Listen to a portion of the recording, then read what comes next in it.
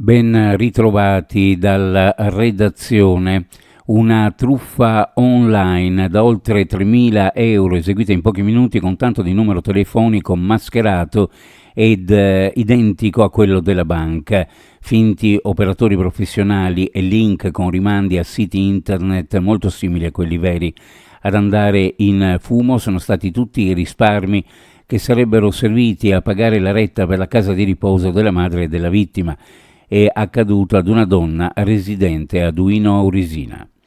Solo una fortuita e breve finestra di tregua dalla nebbia ha permesso di soccorrere due escursionisti che hanno chiesto aiuto al numero di emergenza nel pomeriggio di ieri. I due bloccati in quota sul Monte Caninna nei pressi di Resia avevano già raggiunto la cima, ma a causa della scarsa visibilità non erano in grado di scendere e sono rimasti bloccati.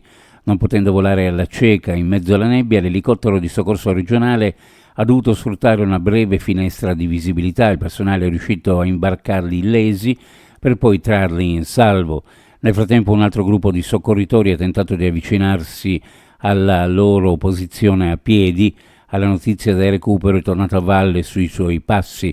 Alle operazioni, che si sono concluse intorno alle 18:40 di ieri, hanno preso parte le stazioni del soccorso alpino di Moggio Udinese e Cave del Predile. A quell'ora la squadra stava ancora tornando a piedi. Slitta di altri 60 giorni la data per il deposito della perizia sul DNA nell'inchiesta su una bomber.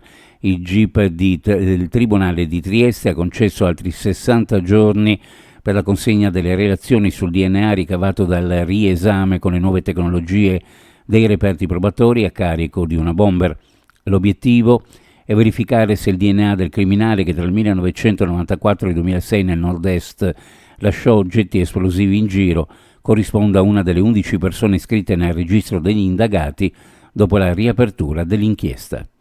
Un finanziamento regionale di 1.320.000 euro permetterà il riatto e la manutenzione straordinaria di 25-26 alloggi Atera a Trieste. I lavori riguarderanno impianti di riscaldamento elettrico, gas e idrico sanitario, oltre al rifacimento di bagni, pavimentazioni, tinteggiature e serramenti. I primi 6 alloggi ristrutturati saranno disponibili tra gennaio e febbraio 2026. Nei 4 mesi successivi si completeranno gli interventi fino all'esaurimento del contributo.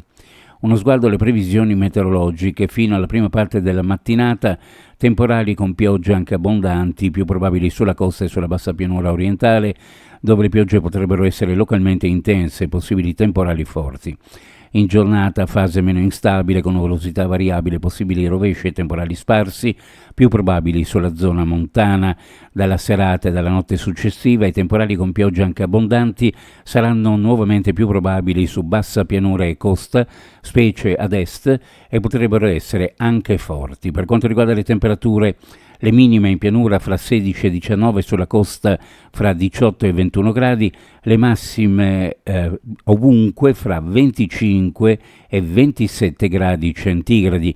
Previsioni a cura di ARPA e FVG Meteo. Ed è tutto per il momento con informazione, grazie per averci seguito, a più tardi.